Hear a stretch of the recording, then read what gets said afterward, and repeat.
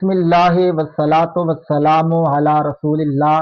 ناظرین کرام، حدیث رد الشمس یعنی مولا کائنات مولا علی مشکل کشا شیر خدا کرم اللہ تعالی وجہ الکریم آپ کے لیے سورج کے لوٹنے کا واقعہ اور اس واقعے کے حوالے سے جو اس حدیث پہ اعتراض ہوتے ہیں ان اعتراضوں کا ہم جائزہ لیں گے کہ ابن تیمیہ نے اور ابن جوزی نے اس حدیث کو موضوع کہا اور کن وجوہات سے کہا، ان کے اعتراضات کا بھی ہم جائزہ لیں گے۔ اور آج کے دور میں جو عقلی اور نقلی اعتراض اس حدیث پہ ہوتے ہیں ان سب اعتراضوں کا ہم جواب انشاءاللہ دیں گے، اور ساتھ میں ہم یہ بھی ثابت کریں گے کہ یہ حدیث متواتر المعنی حدیث ہے، اور اس کو اہل سنت کے کتنے بڑے بڑے اکابر ائمہ نے نہ صرف ذکر کیا ہے بلکہ اس حدیث کو صحیح اور حسن درجہ کی روایت قرار دیا ہے، اور علماء اہل سنت نے اس حدیث کو آقا کریم صلی اللہ علیہ وآلہ وسلم کے معجزات میں شمار کیا ہے۔ تو اس حدیث کے حوالے سے تمام تر اعتراضوں کے آج ہم جواب دے رہے ہیں، اس لیے آپ نے ویڈیو کو آخر تک پورا دیکھنا ہے۔ جزاکم اللہ خیرہ۔ سب سے پہلے ہم جائزہ لیتے ہیں کہ یہ حدیث کون کون سی کتب حدیث میں موجود ہے، کون کون سے ائمہ حدیث نے اس حدیث کو نقل کیا ہے۔ اس حدیث کی جو سب سے پہلی سند ہے وہ ہے امام طحاوی کی شرح مشکل الآثار، اس کتاب میں آپ نے دو سندوں کے ساتھ اس روایت کو نقل کیا ہے، اور اسی طرح امام طبرانی نے معجم الکبیر میں دو سندوں کے ساتھ اس روایت کو ذکر فرمایا ہے۔ اسی طرح امام قاضی ایاز مالکی رحمۃ اللہ تعالی علیہ نے الشفاء کے اندر حضور کے معجزات میں اس حدیث کو نقل فرمایا ہے۔ اسی طرح امام ابن حجر عسقلانی، امام عینی جو شارح بخاری ہے، اسی طرح امام حیثمی نے مجمع الزوائد میں بھی اس روایت کو، علامہ متقی ہندی نے کنز العمال میں بھی اس روایت کو نقل فرمایا ہے۔ اسی طرح تمام تر اہل سنت کے بہت سارے دیگر تقریباً 30 کے قریب علماء اہل سنت نے اس حدیث کو نقل فرمایا ہے۔ امام مناوی نے فیض القدیر میں اس حدیث کو نقل فرماتے ہوئے صحیح قرار دیا ہے۔ اس حدیث کے حوالے سے امام سیوطی نے اس حدیث کو خصائص الکبریٰ میں بھی نقل فرمایا، اور اسی طرح امام سیوطی رحمۃ اللہ تعالی علیہ نے اس حدیث کے اوپر پورا رسالہ لکھا ہے، اور ابن تیمیہ اور دیگر اعتراض کرنے والوں کے معترضین کے اعتراضات کا جواب بھی دیا ہے۔ آپ نے رسالہ لکھا کشف اللبس فی حدیث رد الشمس۔ اسی طرح آپ کے شاگرد امام یوسف صالحی مکی نے آپ نے رسالہ لکھا مزید اللبس فی رد الشمس، مزید اللبس فی رد الشمس، انہوں نے بھی رسالہ لکھا ہے۔ اور اسی طرح اس حدیث کو امام ابن حساکر نے تاریخ دمشق کے اندر بھی نقل فرمایا ہے۔ تقریباً 30 کے قریب علماء محققین نے اس حدیث کو نقل کیا ہے، اور اس حدیث پر ہونے والے اعتراضات کے جواب بھی دیے ہیں۔ اس حدیث کو روایت کرنے والے صحابہ کرام تقریباً حد تواتر کو پہنچی ہوئی یہ حدیث ہے، متواتر المعنی حدیث ہے۔ 10 کے قریب صحابہ و صحابیات نے اس روایت کو ذکر کیا ہے، جن میں حضرت مولا کائنات مولا علی مشکل کشا شیر خدا کرم اللہ تعالی وجہ الکریم آپ کی اپنی ذات بھی اس کے راویوں میں ہے۔ حضرت ابو رافع جو رسول اللہ کے غلام ہیں انہوں نے اس حدیث کو روایت کیا ہے۔ حضرت جابر بن عبداللہ انہوں نے اس حدیث کو روایت کیا ہے۔ حضرت ابو سعید خدری رضی اللہ تعالیٰ عنہ نے اس حدیث کو روایت کیا ہے۔ حضرت ابو ہریرہ رضی اللہ تعالیٰ عنہ نے بھی اس حدیث کو روایت کیا ہے، اور حضرت انس بن مالک رضی اللہ تعالیٰ عنہ نے بھی اس حدیث کو روایت کیا ہے، اور حضرت اسماء بنت امیس رضی اللہ تعالیٰ عنہا نے بھی اس حدیث کو روایت کیا ہے۔ تو یہ حدیث متواتر المعنی ثابت ہو جاتی ہے، کیونکہ ان 9 یا 10 صحابہ و صحابیات سے مختلف علماء محققین نے اس حدیث کو روایت کیا ہے۔ حدیث اس طرح سے ہے کہ آقا کریم صلی اللہ علیہ وآلہ وسلم نے ایک دن مولا کائنات مولا علی مشکل کشا کرم اللہ تعالی وجہ الکریم کو کسی کام کے لیے بھیجا۔ حضرت علی رضی اللہ تعالی عنہ جب واپس تشریف لائے تو نماز عصر حضور ادا فرما چکے تھے، تو آقا کریم صلی اللہ علیہ وآلہ وسلم نے مولا کائنات کی گود مبارک میں اپنا سر رکھا، اور آقا کریم صلی اللہ علیہ وآلہ وسلم آپ سو گئے۔ حضرت علی رضی اللہ تعالی عنہ نے کوئی حرکت نہ فرمائی اور حضور کو جگانا گوارا نہ کیا۔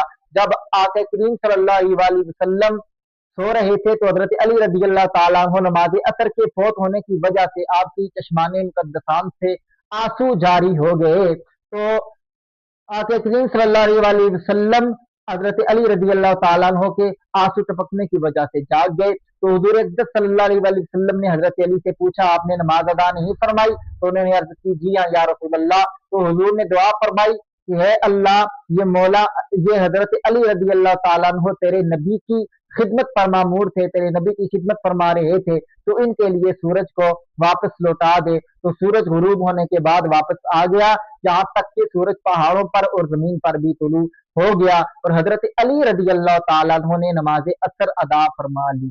तो इस रवायत पर जो अकली एतराज किए जाते हैं, उनमें से पहला एतराज ये किया जाता है कि हजरत अली ने नमाज टाइम पे अदा क्यों नहीं की। तो उसका जवाब ये है कि हदीस में के अल्फाज यही है कि हजरत अली रजी अल्लाह ताला अन्हु हुजूर के काम के लिए तशरीफ लेके गए हुए थे, इसलिए वो हुजूर अक़दस सल्लल्लाहु अलैहि वसल्लम के साथ नमाज को अदा नहीं फरमा सके।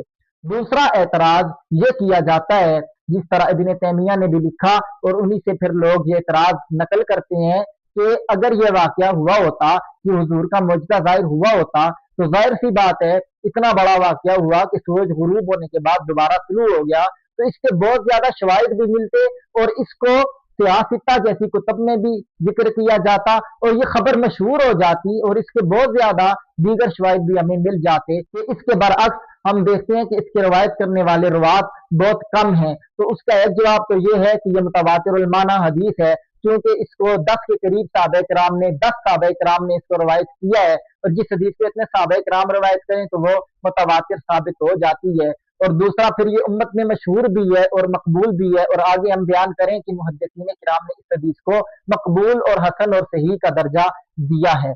और दूसरी चीज ये कि ये हदीस किसी मोजज़े के लिए उसका मशहूर होना ये जरूरी होता भी नहीं है। मोजज़े पर अकल से एतराज नहीं किया जा सकता।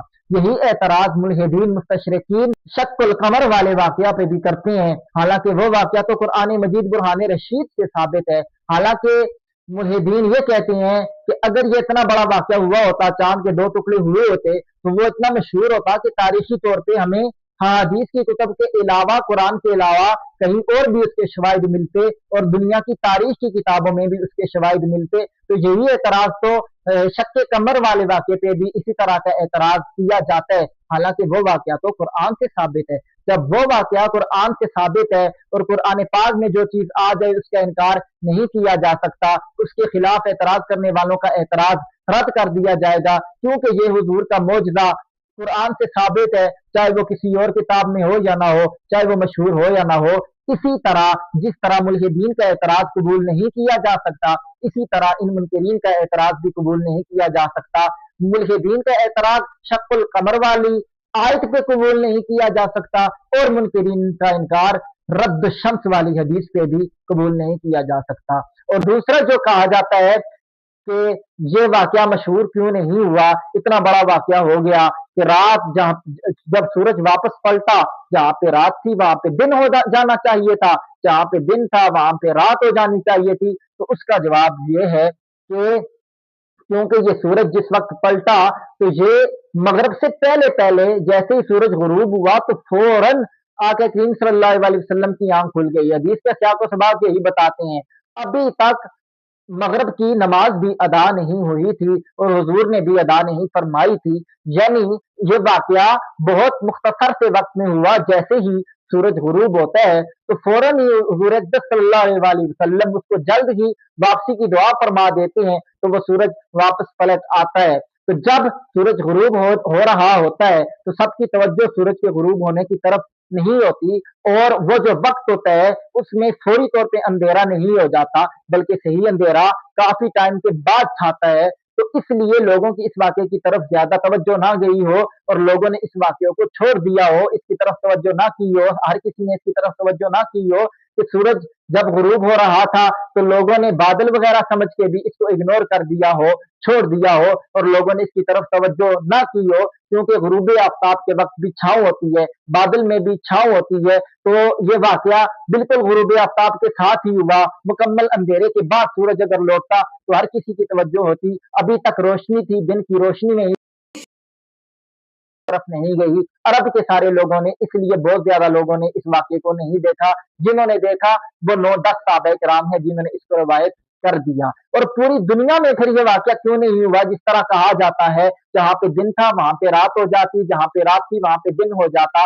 तो ये नहीं हुआ, ये इसलिए नहीं हुआ कि सारी दुनिया जानती है कि जब सूरज गुरूब होता है तो सारी दुनिया में एक ही वक्त में गुरूब नहीं हो रहा होता, बल्कि ये सिर्फ अरब में गुरूब हुआ था, हर जगह पे गुरूब हुआ ही नहीं था। गुरूब होते ही जब फौरन उसे वापसी का हुक्म दिया गया तो तमाम दुनिया में तो ये गुरूब हुआ ही नहीं था। जहाँ पे तुलू था वहां पे तुलू ही रहा।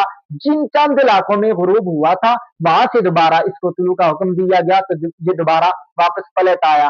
जहाँ पे दिन था वहां पे रात इसलिए नहीं हुई कि सूरज अभी थोड़ा सा नीचे गया था। तो जब सूरज थोड़ा सा नीचे जाए और उसे वापसी का हुक्म मिल जाए और वह वापस आए तो जहां पे दोपहर है वहां पे थोड़ा सा वो अपनी जगह से पीछे आएगा, इसलिए वहां पे दिन का ही वक्त रहेगा। अगर सूरज वापस दोबारा एक तरफ से दूसरी तरफ पलटता, आधी रात का वक्त होता या रात हो चुकी होती, तो फिर तो ये कहा जाता कि जहां दिन होता वहां रात हो जाती। अभी रात हुई नहीं थी, इसलिए ये अकली एतराज भी दुरुस्त नहीं है।